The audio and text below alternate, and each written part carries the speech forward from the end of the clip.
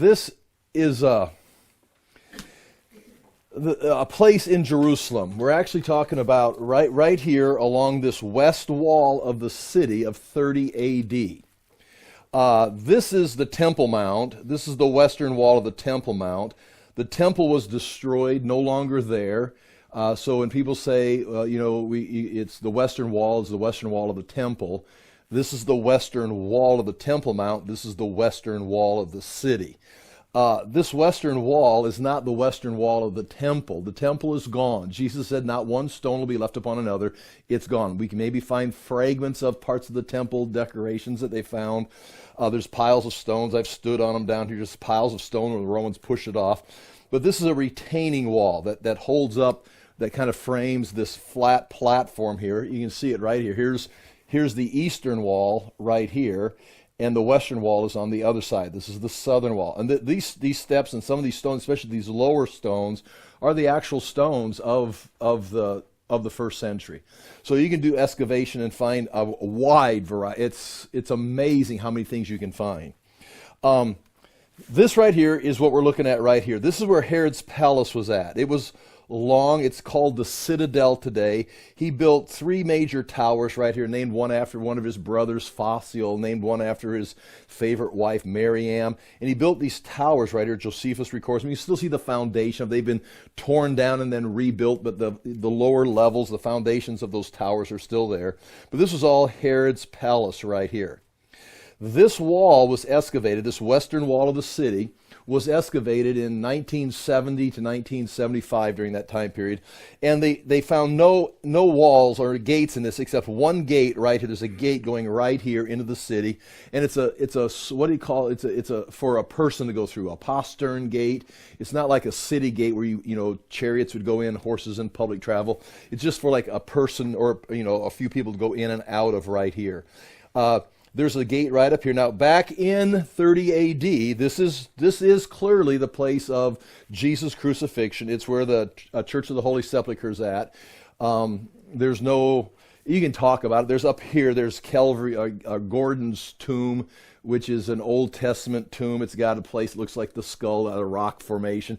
And a lot of people like to go up there. It's like a garden. It's real peaceful. No one goes up there. But this is really crazy because it's been built over for 1,700 years, and so it's a crazy, crazy place. There's church history upon church history. The Crusaders took it and fought for it. They built you've got to really kind of get past all the hype to recognize, this is the right location. And I could talk about that, and you can read the Jerusalem book and get details on that. But there's a gate right here that would go out to this. But see, there's a gate right here that would come into this part of the city. But this is outside the city at that time. Nonetheless, we're talking about this wall right here today. This is the trials, 6 trials of Jesus. And this begins on Friday. He's arrested, say late Thursday night, 1 o'clock in the morning. He's arrested at the Garden of Gethsemane. And that's right here. The Garden of Gethsemane is right down here. This is rising up the Mount of Olives. Garden of Gethsemane is over here. And so he's arrested here, point 1. The first place they take him to the house of Caiaphas, and he's tried before the priest.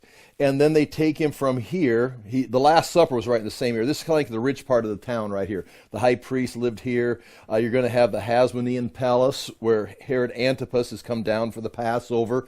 And so he's staying in his relatives, because he was a descendant of the Hasmoneans. He's staying there in their mansion, their palace.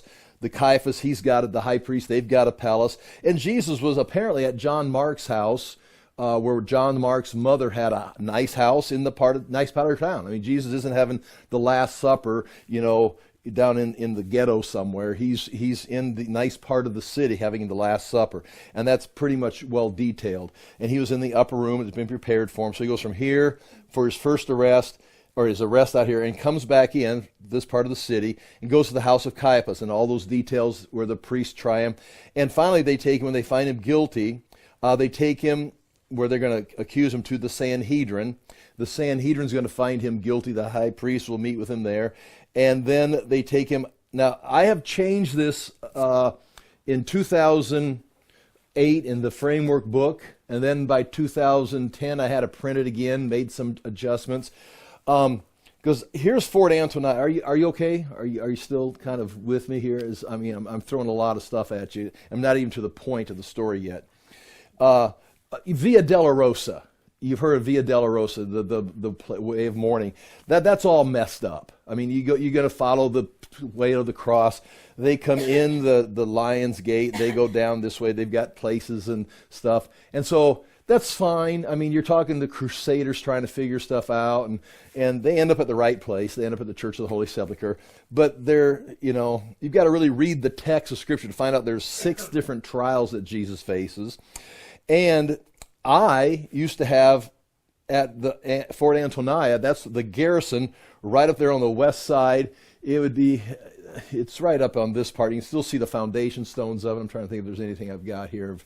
But that's where the soldier, when Paul was arrested in the book of Acts, when he has a riot breaks out here, they take him into Fort Antonia. And that's where the soldiers met with him, or that the general met with him, but that's where the troops were kept.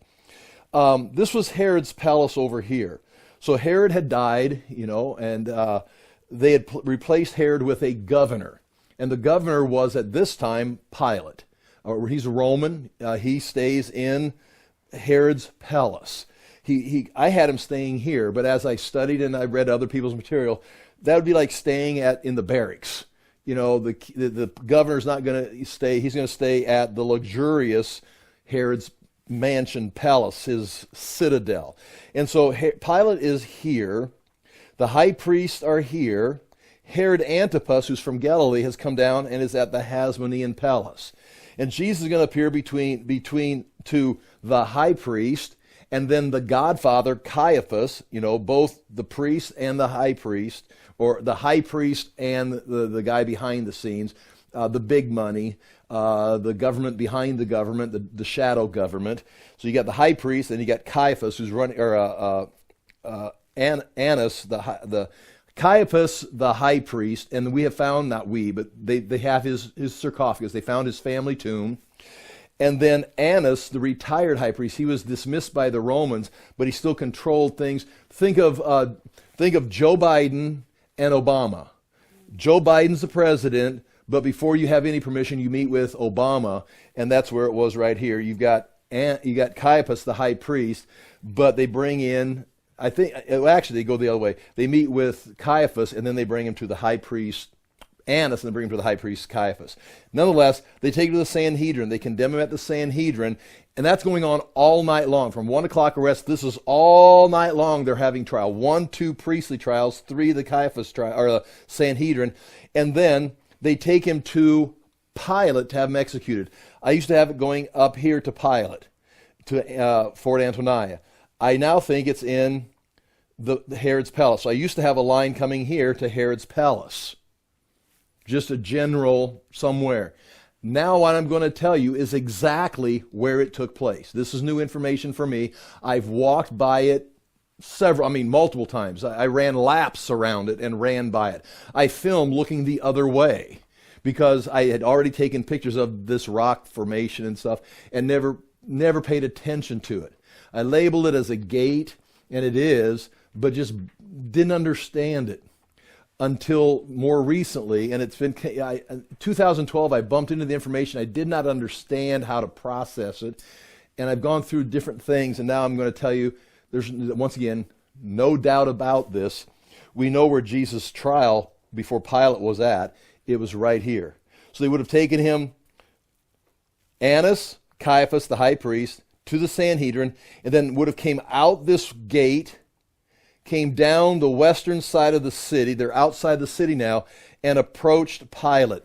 They're not going to go in because inside they would become unclean because it's a holy day. And there's idols all over. Just think of Greek statues and think of idols. It's all full. Outside here, it's all Jewish. Inside Herod's palace, it's all pagan. So they won't go inside. They make Pilate come out to see them. So they come out here in this location. Pilate says, well, he finds out he's from Galilee. He says, well, then take him to Herod's. So they take him back up to Herod Antipas, And Herod, he won't even talk to Herod. And Jesus says, no, Jesus talks with Pilate. Jesus says a couple things to the high priest. But Herod Antipas, won't even look at him. I mean, I'm not sure if he made eye contact or not, but there's not. And finally Herod says, "Oh, get rid of him." And they send him back to Pilate. Pilate has to come back out a second time to meet with the mob. Now remember, Jesus is on the cross on Friday at 9 o'clock in the morning. So he's arrested at 1 o'clock in the morning. 8 hours later, he's on the cross. So between, again, 1 o'clock and general time. He's going to be arrested around 1. Annas, Caiaphas, Sanhedrin, Pilate, no, go to Herod, back to Pilate, and now the sun's coming up, now the rooster's crowing. This is Peter's denied him, and then Pilate says, well, crucify him then. And then he carries the cross right here, and he's outside the city gates this whole time, right here. Okay, that's what I will read. We'll read the scripture. Now, if you say, and you certainly should, if you disagree with something, if you say, well, I don't think that's the case, look, again, good, think. I had 1, wrong. I had just a general 2, wrong. And now I'm saying specifically, here's where he was. He was not tried here by Pilate. He was not tried just, somewhere in Herod's palace. He was tried right here outside of Herod's palace by Pilate. Again, so I've already changed my mind, and we're talking 2008 to 2025. So, I mean, feel free to disagree with me because I really didn't understand this until recently. Okay, so turn the page. Well, I'm not going to turn the page. I'm going to keep flipping through my screens. I'm going to read some scripture here to you in just a moment. Now, here's the next picture, just a little bit of a close-up of what we've got there. You've got the same thing there. And you can see coming down, this is a long western wall. This is a long, again, when I say western wall, there's the western wall of the Temple Mount. That's not what we're talking about. This is another west wall of the city. Again, this western wall, it would be fun to talk about that nonetheless. All right. This is a long west wall of the city. It's the city today, we'll see a picture of it here in a moment. It was built by Suleiman the Magnificent in 1535, 1540, to keep the Crusaders out after the Muslims retook the city. But it was built, generally it was built on top. A lot of these walls are built on top of the bedrock that the Old Testament city was built, the walls were built on, and then the New Testament city was built on, and then in 1500 they built on the same construction line. So you'll see layers of blocks from different time periods, but this is generally the same wall today that was on the side of Herod's palace, because his palace is sitting right against the wall right there. There has been some adjustments. This is out of the Jerusalem book. This is looking down. This is looking at the west wall of the city like this. So if you see this corner right here, the southwest corner right here, when I did a videotape where I ran all the way around the city about 3 miles. I started right here at this corner and ran, up Mount Zion first right there. Again, that's what they call it. There's a medieval tower there. That would be from Solomon's time. This is the part we're looking at today. This is the walls of the city today, and I'm going to go back here. And what we're looking at, see there, that's that southwest corner. That's where I started running. That's where the medieval tower was in the corner, and I ran this way. But what we're looking at is this area right here. But this next picture is going to be this part of the wall. See the 3 towers right here? This part of the wall just turned sideways right there. So there it is. This is what we're looking at. Now, they excavated this in the 1970s. What they found, there was no gates along the first century Jerusalem. There's no gates except one gate right here, a small entryway right here. That is not a city gate. It's a gate for just passengers, people coming in and out. And it would go directly into Herod's palace. Most likely it was built there. See, this is Herod's palace coming up here, all the way up to here. That's that Herod's palace. This is where Pilate is residing when he's in town. This was probably built there to escape the city. So if the city revolted against Herod, he could get out. He always had an escape route. If it would be at Herodias or the Herodium, at the Herodium or at Masada, he had plans. He had plans on how to escape, and he could run across to the other side to the Jordan and had a place there that he could hide. So this was part of his plan. But as always, at these gates, and I've got pictures I've showed you at different classes, this is where the Bema seat would be, so people could appear before the king or the city ruler and present their case. And this right here, as we're going to see, is where you're going to see a Bema seat, steps coming up to it. There's going to be the remains of a city gate coming up towards this. You'll be able to see the walls. Again, like I said, I walked by this in 2007 and took some pictures of it. I went there specifically in 2010 to get pictures for the Jerusalem book and snapped some photos of it. And then that's why I got pictures of it. I got pictures, but I had to go through all my pictures. Look, it's like, oh yeah, I kind of got in the background. I got this picture. I didn't study this. I just kind of walked by it and took some pictures. So fortunately, well, just like if you ever watch me on Facebook, it's like, man, he takes a lot of pictures. Well, fortunately, man, I took a lot of pictures. And I could filter through there and find bits and pieces of something that I can show you that I didn't even know what I was looking at. So here we go. Do you see that there's going to be a tower right here? An Ottoman tower is a tower built by Suleiman the Magnificent from the 1500s. It's a tower built by the Muslims in the 1500s. Medieval tower, that's built in the 1500s. Another Ottoman tower. These are Herodian walls. In this wall, you'll be able to see Hasmonean stones built by the Maccabees after they won the revolt and took Jerusalem back from the Greeks. On top of those stones, or beside those stones, you'll see Herodian stones, a lot smoother, a lot nicer. You got a nice boss around them, or a little, I'd call it a trimmed edge.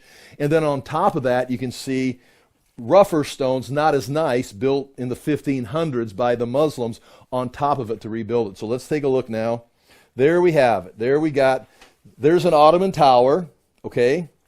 This is what we're looking at right here. There's part of a gate right down here. I'm building up to it here. There's part of a gate right here. There's what remains of a Bema seat, and there's a corner right here where you would come in. These are clearly, dirt used to be up to here.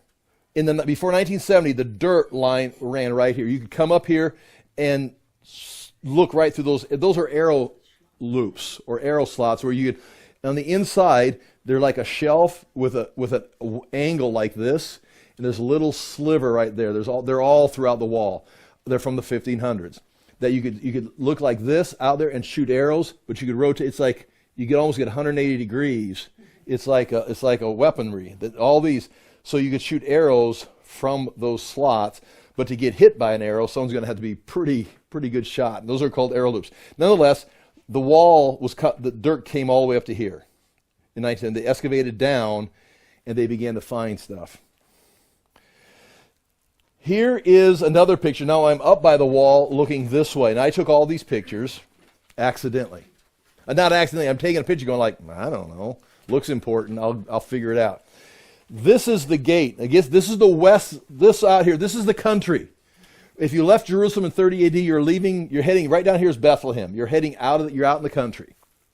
This is the gate. There's a wall of the gate right here. There's the other wall of the gate. You're coming in. You'll see some steps here.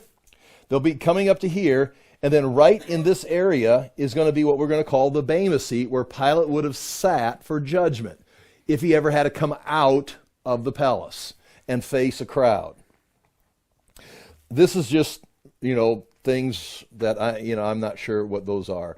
But, they could be ancient. They could be, 1500s. We'll keep moving. But this is looking south. All right, here we go.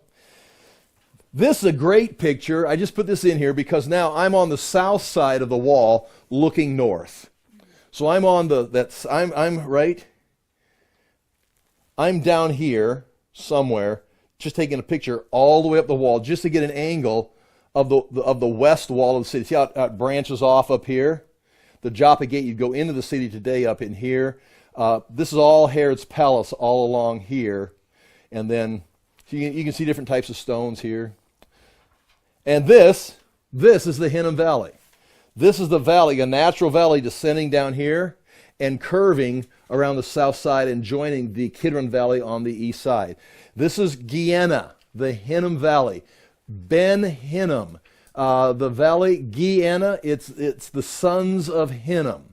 And it eventually, you can see how nice it looks even here. Look at this.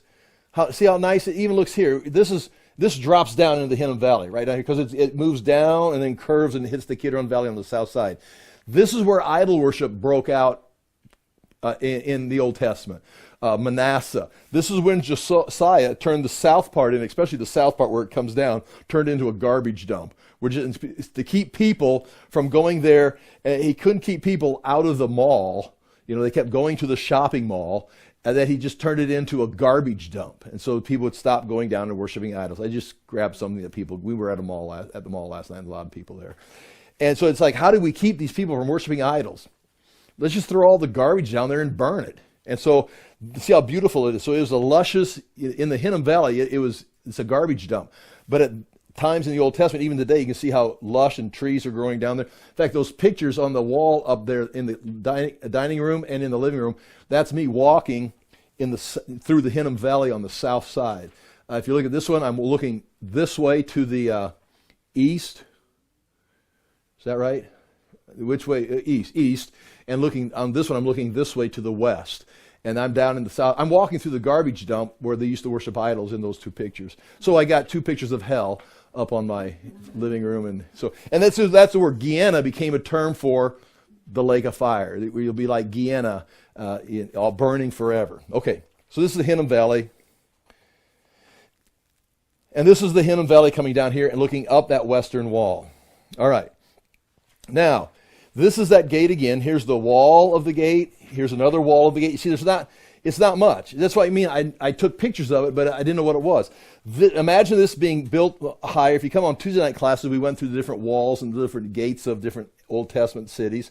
And then there's steps. Boom, boom, boom, boom. Steps going up. And right here you can see the Bema seat. And there's steps carved into the bedrock of where you would go up steps. And then Pilate would have some kind of a chair, like we'd maybe call it a throne, where he would sit and hear the case. And you'd come down those steps, come over here, and go down other steps to this place. See all these stones? These are Hasmonean stones. These stones are Herodian. Then all these are more. There's an arrow loop up there. All right. Here's that again, just a close-up, a little bit closer to the Bema seat.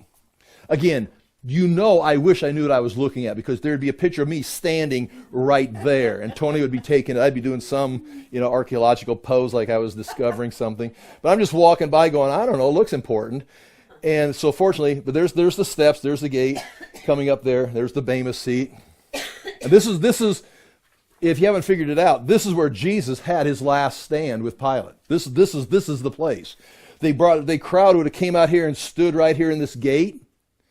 And they says, we can't come in because we want to stay. We can't go in because we'll be unclean for the Passover. We're trying to kill Jesus, but we don't want to become sinful. So we got to stay out here so we're holy. Pilate would have came out and sat down here. Jesus would have stood either up here or down here. Well, there's a place here. Well, there's a great picture. That's right there on the site. So there's the gate, the steps coming up. Then there's a place right here where you come in and go through that gate of the city. This is a pavement right here, which you know all about. You already know about this pavement.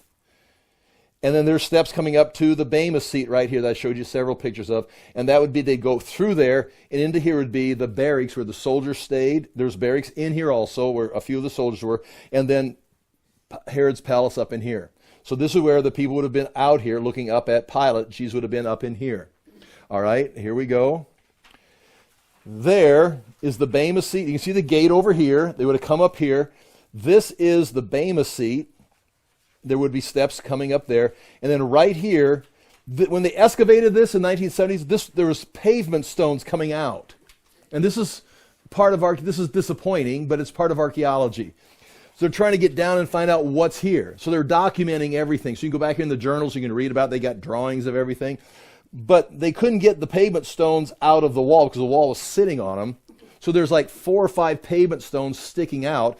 But as the archaeological report records and what they found, this comes all the way out here. This pavement comes all the way out here. And they had to remove it so they could keep excavating. But that would be the pavement that Jesus stood on. And here it is again. There's the pavement. You can see the Bema seat. You're familiar with this. You're getting familiar with this? So now this is standing at the Bema seat with my back against the wall, not realizing what's right here. Looking out the gate.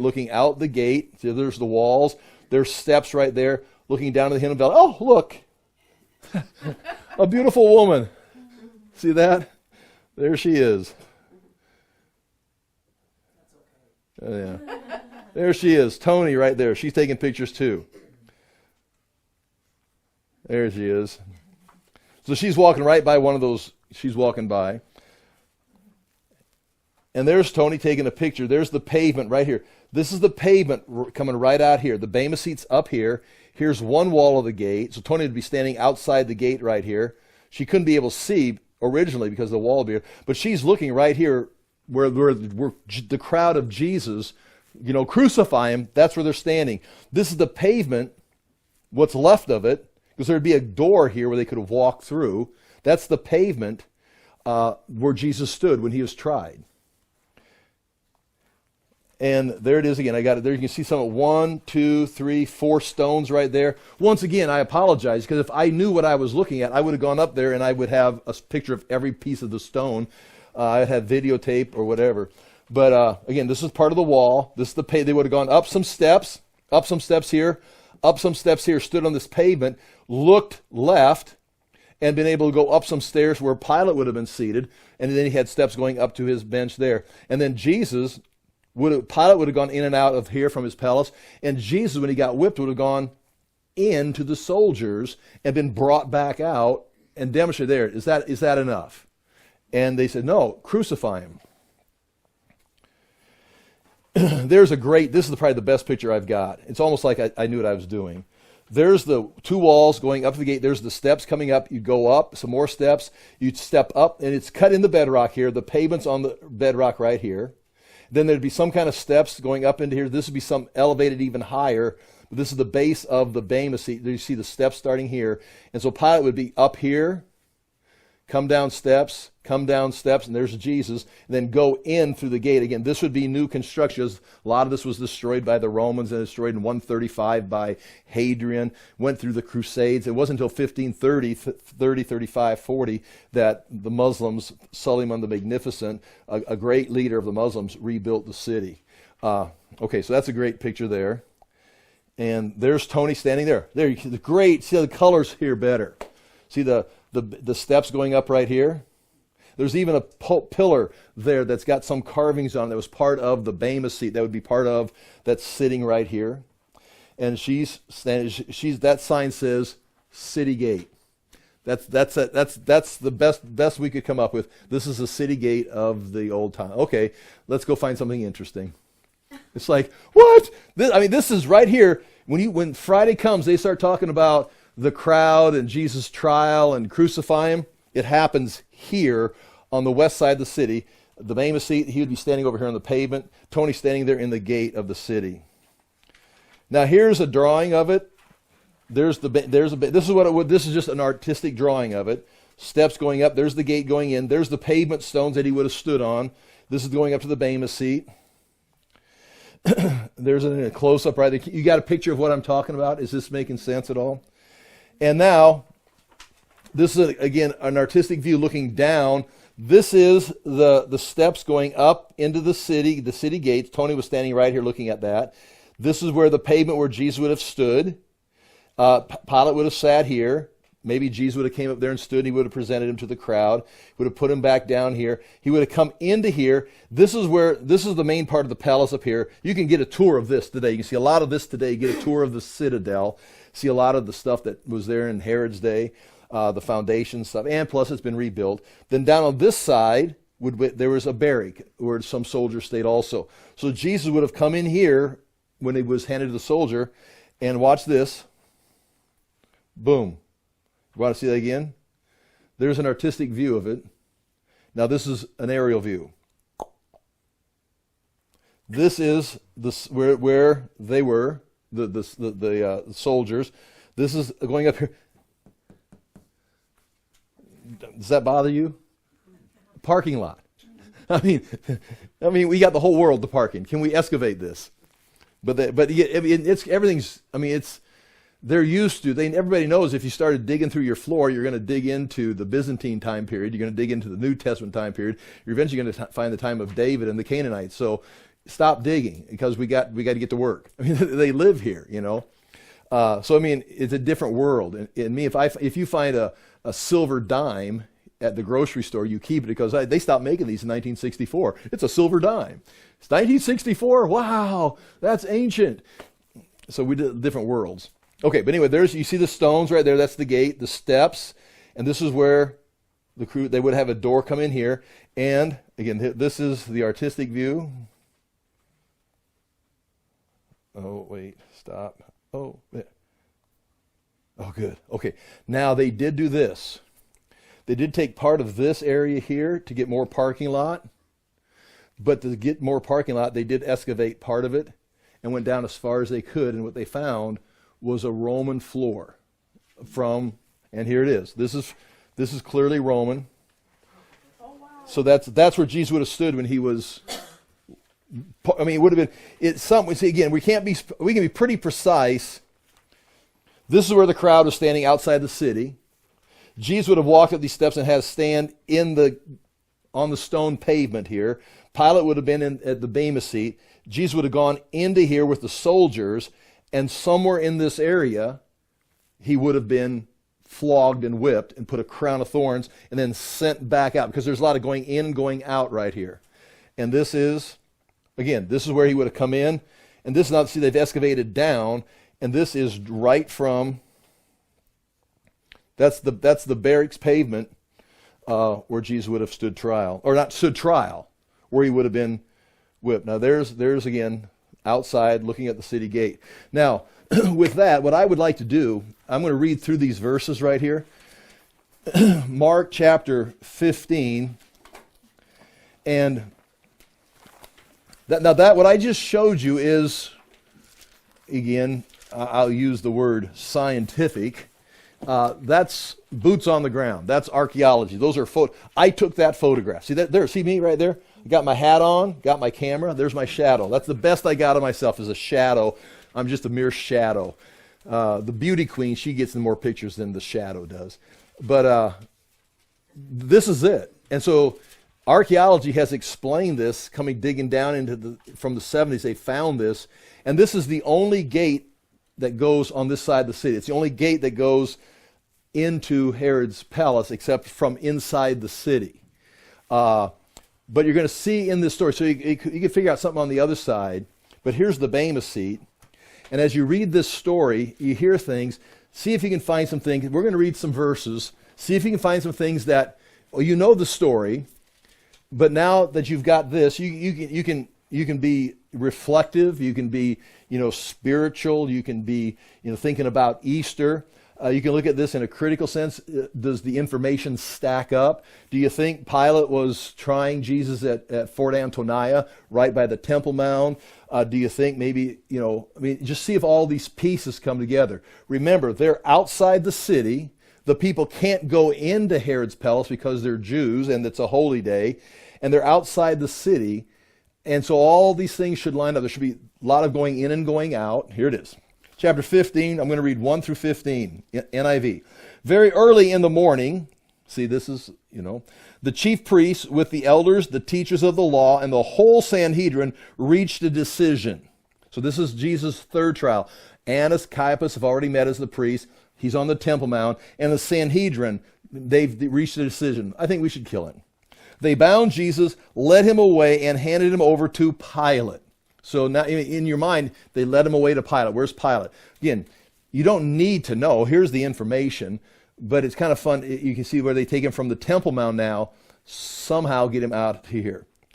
And Pilate says, "Are you king of the Jews?" "Yes, it is as you say," Jesus replied. The chief priests accused him of many things. So now the chief priests would be standing. See, Pilate would be here. Jesus would be here on the pavement. We'll find that in other verses. And the crowd is out here hollering information up to or into Pilate. The chief priests accuse him of many things. So again, Pilate asked him, aren't you going to answer? See how many things they are accusing you of? But Jesus still made no reply, and Pilate was amazed. Now it was custom of the feast to release a prisoner whom the people requested. A man named Barnabas was in prison with the... What's that? Oh, Barnabas. Thank you. Thank you for correcting me. A man named Barabbas was in prison with the insurrectionists who had committed murder in the uprising. Now, this Barabbas, when they say insurrectionist, he would actually be someone who was fighting for the Jewish people. He was fighting for the concept of a Messiah. He was fighting for the concept of, we're going to throw the power of Rome off. We're tired of being ruled by the pagans. He would be potentially, could be a great patriot. He could be a great, conservative values. He was, or he could be a terror. He's a combination of a nationalist, combination terrorist, but this is one of many. There was hundreds. I think it was like the number, like someone gave me a number. I was reading in a book somewhere, like 100, and between the time of Jesus' birth and his crucifixion, there had already been 130 people executed for being the Messiah or trying to start up and set the stage for them. Like John the Baptist set the stage for Jesus. There's many, and Barabbas could have maybe thought he was the Messiah, or Barabbas maybe thought he was setting the stage, making straight the path for the coming of the Messiah. And they become very violent. That's why Simon the Zealot, one of Jesus' disciples, was Simon the Zealot. That'd be, that's the name of a terrorist group, the Zealots, or the Zealots. And they would have knives and swords, and they would go into crowds and start some kind of, they would start a riot.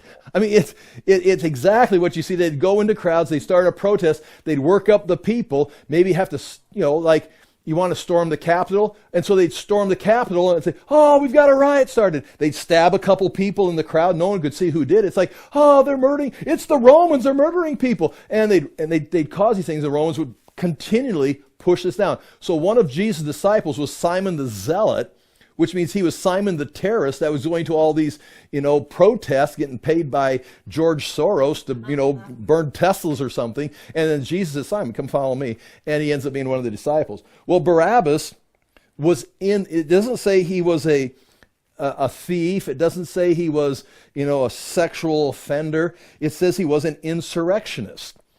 Well, an insurrectionist is anything that comes against Rome or against what the government. And so I don't want to read too much into it. Barabbas would be very similar to what Jesus was doing, except Jesus was doing it the right way in God's calling, and all these other guys were imitators. And Jesus, he came in the middle. There's many people that came in his lifetime that were the Christ.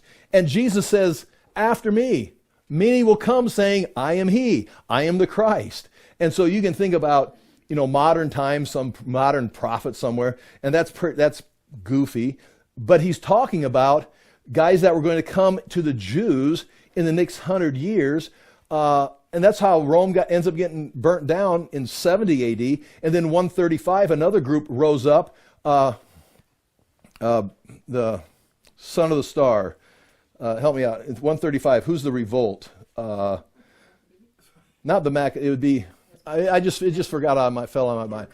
Bar Kokhba revolt, and they rose up and they're going to deliver Israel. And Rome says, no, you're not. And then plowed the city. Hadrian came in. They had a 3-year war. They minted coins and everything. So what Jesus is doing, there's been groups trying to do it. Jesus comes and actually does it the way it was supposed to be done. And then after him, they continue to do it until the Jews are removed from history, as far as we know, living there in Jerusalem. So that's just interesting. That's all tied into Barabbas. It says, the crowd came up and asked Pilate to do for them what he usually did. Do you want me to release to you the king of the Jews? Asked Pilate, knowing it was out of envy that the chief priest had handed Jesus over to him. But the chief priest stirred up the crowd to have Pilate release Barabbas instead. What shall I do with the one you call the king of the Jews? Pilate asked. Crucify him, they shouted. Why? What crime has he committed? Asked Pilate. But they shouted all the louder, "Crucify him!" Wanting to satisfy the crowd, Pilate released Barabbas to them. He had Jesus flogged and handed him over to be crucified. Now this is Mark recording. Now this Mark writing, who was a skilled scribe, but history, church history, early church history, says this is Peter's account. This is Peter telling the story. And as we finish 1 Peter here on Tuesday or Monday nights, we're going to see that Mark is with Peter as he's closing down the book, as Silas is writing the book of 1 Peter for Peter. Mark is also there with him. So Peter has got two scribes with him. Silas is writing 1 Peter. Mark apparently wrote the Gospel of Peter. If you want to, there is a Gospel of Peter, which is a forgery or not, not a true scripture. But this is, again, Peter would have saw these things. The soldiers led Jesus away into the palace. That is the Praetorium. Now you know what that is. That's inside. They went inside this gate. Inside that gate, there in the palace, the Praetorium, and called together the whole company of soldiers. They put a purple robe on. Now this is all taking place inside Herod's palace. Put a purple robe on him, then twisted together a crown of thorns and set it on him. And they began to call out to him, "Hail, King of the Jews!" Again and again they struck him on the head with a staff and spit on him. Falling on their knees, they paid homage to him. And when they had mocked him, they took off the purple robe and put his clothes on him, and they led him out to crucify him. A certain man, okay, now, do you understand what just took place there? I mean, you know the story. But the Jews would be standing out here. Jesus disappears into Herod's palace, and that's on that pavement that they've just uncovered. Somewhere in that area, these things happen to Jesus. I mean, they're just bored. I mean, it's like, hey, here's something to play with tonight or this morning. And they toyed at Jesus and then sent him back out here onto the pavement, and they're going to have him crucified. Now watch this. See if this adds up. A certain man from Cyrene, Simon, the father of Alexander and Rufus. Now, these guys, their names are mentioned because the reason they're mentioned is Mark and Peter know Alexander and Rufus. In fact, we see their names again in the letter to the Romans. And so they're probably younger kids, younger men at this time, but they join the church and they become leaders or members of the church and are addressed later on. And their father, they're coming into town with their father, or at least Simon was coming into town, was passing by on his way. Watch, are you ready for this? This is huge for our little discussion today. Simon, the father of Alexander and Rufus, was passing by on his way in from the country. And they forced him to carry the cross. Coming in from the country, that is almost an absolute. Here's the city right there, bad city. There's the Temple Mount, bad Temple Mount. Here's Herod's palace right here. Here's the crucifixion. There's going to be a quarry here. Well, actually, yeah, a quarry that they exhausted. This is what the Bible says. This is what history shows. This is what you can see when you get there. You can go down into the quarry. They couldn't. No more good stones. So probably some of those stones were put in the temple. But they had turned it into a garden. They'd put some dirt in it, and that's what they find there. They put some dirt in there, planted some plants, and they just used the rest of the stones to cut out tombs in the rest of the stone. It's outside the city. This is where Jesus is at for this trial before Pilate. And the Jews are standing outside here in the city gate, hollering in, giving instructions. Jesus gets whipped in here, comes back out, and it's time to crucify him and take him right here for the crucifixion. And he's carrying his cross, and he falls down. We'll read it in Luke also. And a guy named Simon. Now, where is Simon? Simon is, well, just read, you can see it right here. Where was Simon? I lost my place here. A certain man, verse 21, a certain man from Cyrene, Simon, the father of Alexander and Rufus, was passing by on his way in from the country. So he's coming in for the activities for the day, coming in from the country to go into the city, and he's passing by. And they say, carry his cross. So Simon, right place, right time, he's in the country, and he's passing by as he's coming in, and he walks by this situation right there. So that's interesting. That's where Simon was on his way in, and just, can you carry the cross on your way? So, I mean, he was outside the city when he picked up the cross. Forced him to carry the cross. They brought Jesus to a place called Golgotha, which means the place of the skull. Then they offered him wine mixed with myrrh. But he did not take it. Then they crucified him, dividing up his garments. Okay, go to John 18. John 18. We're just looking for, now that we've got the location, just some events that take place. John 18, verse 28.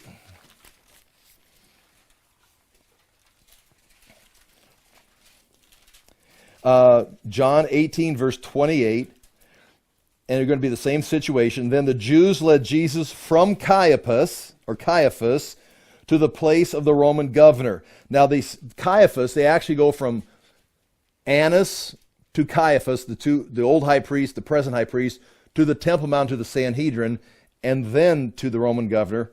By now, it was early morning, and to avoid ceremonial uncleanness, the Jews did not enter the palace.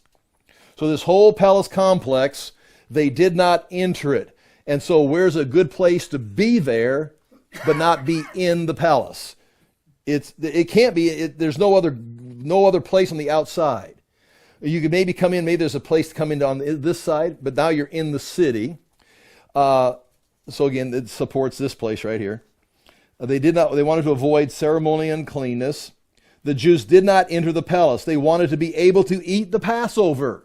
And if we have Jesus killed and we go inside, we can't eat the Passover, so we'll stay outside and kill Jesus. Oh, okay. Well, we want to do it the right way. So Pilate came out to them. See, he's not in his palace. He came out to them and asked, "What charges are you bringing against this man? If he were not a criminal," they replied, "we would not have handed him over to you." That sounds like a cover story. Pilate says, "Take him yourselves and judge him by your own law." You've got law. I'm just here to oversee Roman jurisdiction. You've got your own laws. "But we have no right to execute anyone." They couldn't kill someone. They've got to get Roman permission to execute someone. The Jews objected. This happened so that the words Jesus had spoken, indicating the kind of death that he was going to die, would be fulfilled. He has to be pierced. He has to be the Roman-style crucifixion. He can't be stoned to death. He's got to be hung up and pierced to fulfill prophecy. Pilate then went back inside the palace, summoned Jesus, and asked him, "Are you the king of the Jews?" So he would have come out here. He would have possibly came out here to the crowd and met with them. And they say, "Well, we wouldn't have brought him if we didn't want him killed." So Pilate goes back inside, talks to Jesus either on this pavement or goes up here on the Bema seat. Possibly he's just standing there talking to Jesus on the pavement, which is going to come up here. That's going to be mentioned here. And just ask him some questions. This is where Pilate could have been talking to Jesus. He's not in the doorway. It's a part outside the wall, and then the doorway's behind that. So Pilate is talking to Jesus. I'm looking for my place again. Okay. Pilate then went back inside the palace, summoned Jesus, and asked him, "Are you the king of the Jews?" "Is that your own idea," Jesus asked, "or did others talk to you about me?" He says, "Am I a Jew?" Pilate replies.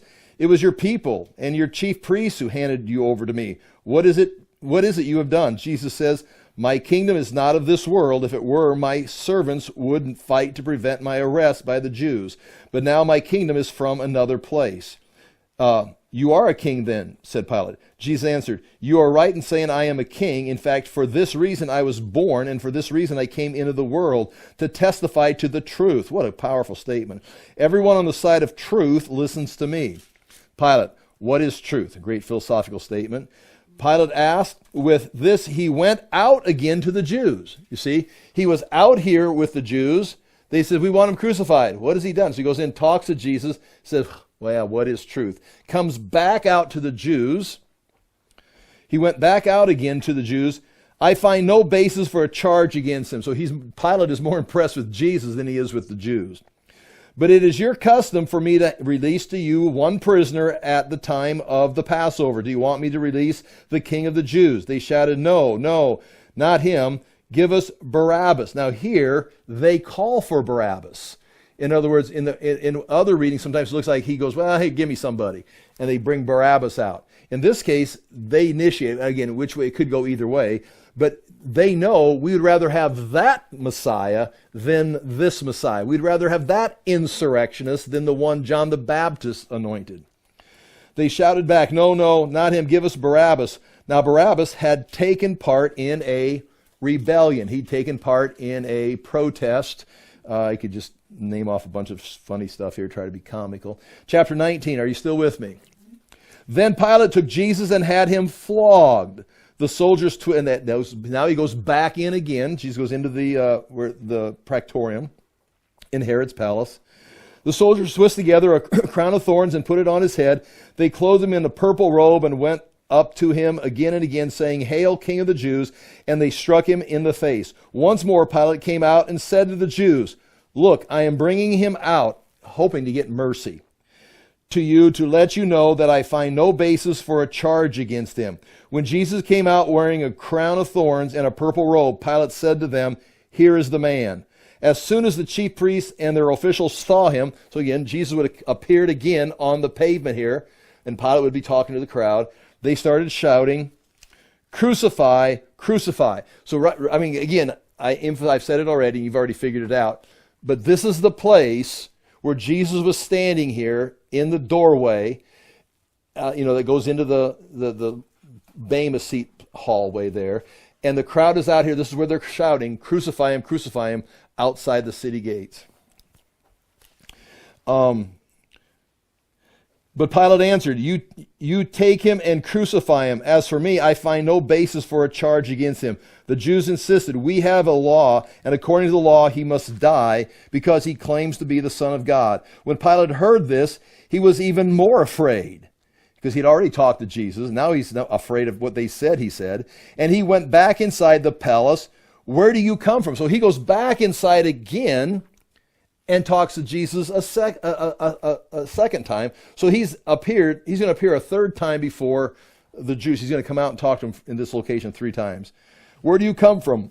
he asked Jesus, but Jesus gave him no answer. "Do you refuse to speak to me?" Pilate says. "Don't you realize," a great line coming up here, "don't you realize I have power either to free you or crucify you?" Jesus answered, "You would have no power over me if it were not given to you from above. Therefore, the one who handed me over to you is guilty of a greater sin." Not that Pilate's not sinning, but the one who's supporting this is greater. For a greater sin. For then on, Pilate tried to set Jesus free, but the Jews kept shouting, "If you let this man go, you are not a friend. You are no friend of Caesar. Anyone who claims to be a king opposes Caesar." So now all of a sudden, the Jews are on whose side? Go Caesar! Go Caesar! And Pilate's like, now they put Pilate in the place of being anti-Caesar. And if you know this history, the reason he was stationed in Judea and not at a higher location in Italy or something is because he had fallen out of favor with Caesar, and he got this low-life job over here as ambassador to some island country that doesn't produce anything. And so it's like, well, if you're no friend, we support Caesar. If you don't support Caesar, you're not Caesar's friend. Well, I don't want that to get back in the papers. And there's nowhere else for him to go except, well, he's already at the bottom. So when Pilate heard this, and he heard that, he sends you lower, he brought Jesus out and sat down on the judge's seat. So here's the first mention of the Bema seat right here. Now this is where he comes out and sits on the Bema. That's a translation of the word Bema. He sits down on the Bema seat. So he's been going in and out, talking to the crowd, talking to Jesus, talking to the crowd, talking to Jesus, sending Jesus back to get whipped, talking to Jesus, coming back. And now it's like when he sees, oh man, they're going to pit me against Caesar. He goes up the steps and sits on the Bema seat. When Pilate heard this, he brought Jesus out and sat down on the judge's seat at the place known as, here it is, see this?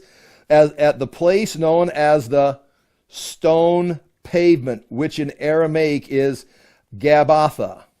Gabbatha. So right here, this, my friends, pavement is the stone pavement. That is the place known in Arabic as Gabbatha. And he goes up to the Bema seat, which is at the place known as Gabbatha, or the place of judgment. It was the day of preparation of Passover week, about the 6th hour. "Here's your king," Pilate said to the Jews. But they shouted, take him away, crucify him." "Shall I crucify your king?" "We have no king but Caesar," said the Jews. See, that's interesting. because that's where they're going to end up playing back into. Caesar was the king of the Roman Empire, which is the fourth beast. Babylon, Persia, Greece, Rome. And the Jews are siding with the head of the fourth beast, which is where they're going to pick history up when they sign an agreement with what we call the Antichrist. They say, right, and they're going to bring this back together. And that's now we're into eschatology. But they leave off right here, right where they're supposed to be. Their next move is to agree. They say, we have no king but Caesar, and they're going to side up with whoever Caesar's going to be in the future. Finally, Pilate handed him over to them to be crucified. So the soldiers took charge of Jesus, carrying his own cross. He went out to a place of the skull, which in Aramaic is called Golgotha, where they crucified him, and with him 2 others, one on each side. Pilate had a notice prepared, fastened to the cross. It read, Jesus of Nazareth, King of the Jews. Many of the Jews read the sign, for the place where Jesus was crucified was near the city, obviously. In fact, they have to walk by it on their way. They're coming in for Passover, like Simon coming in for the preparation day. They're coming in for the preparation day. And as they come in, they go right by Golgotha, and there's a guy hanging there, and it says right here, King of the Jews. They're coming in to honor the king, coming in to honor their God and their deliverance from Egypt, and they walk by the king. They're like, whoa, take that. And you just think of some, protest sign that's offensive. You can think of people being offended by, just anything, But this is really, here's your king hanging on a cross dying as you're coming in to worship your God. And it's like, that's not very nice, Pilate. Not on a holy day. But Pilate's going to, they threatened to take him to Caesar. Let me read this again. Okay. Pilate had notice prepared and fastened to the cross. It read, Jesus of Nazareth, King of the Jews. Many of the Jews read the sign, for the place where Jesus was crucified was near the city, and the sign was written in Aramaic, Latin, and Greek.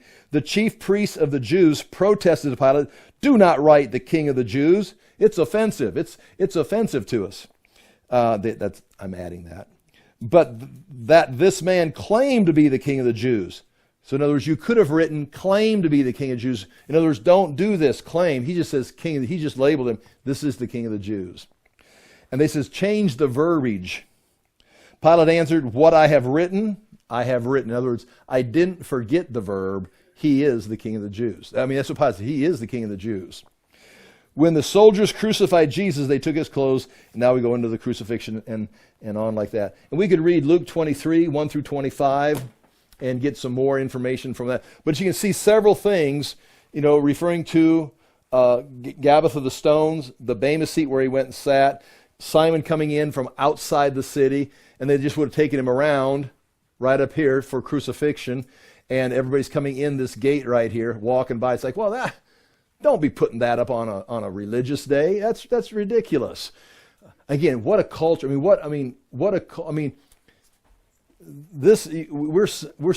I'm such a soft person that these people are coming in with their families for Passover, and they've got to walk by. And this wasn't like what, they just crucified a guy right there? No, this was the place of crucifixion. I mean, this is where they was already set up. They didn't say, well, where are we going to crucify him?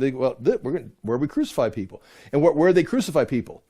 Outside the city gate. In other words, if you want to lead an insurrection against the Romans, here's the bodies of these other guys. They're still hanging on the crosses.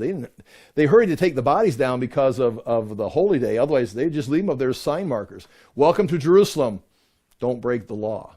I mean, what a different world we live in. Okay, main thing I wanted to show you. That's kind of exciting, and I've been looking at that for the last couple of years, putting it together, and finally it's like, man, this has to be at least shown to somebody.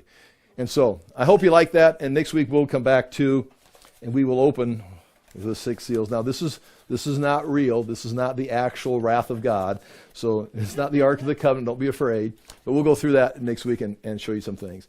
Father, we thank you for the chance to look into this information. We thank you for the historical evidence that you provided for us. We thank you that we can rest assured that Jesus Christ is our Lord and is the King. We ask that we may again share this information with others, that we may live a life that is pleasing to you, that we may demonstrate the power of the resurrection life in the things we do and the things we say. And again, we do thank you for the opportunity to be born again, that we are looking forward to the return of Jesus Christ as the true King. In Jesus' name we pray. Amen. Thank you for your time. Thank you for your patience.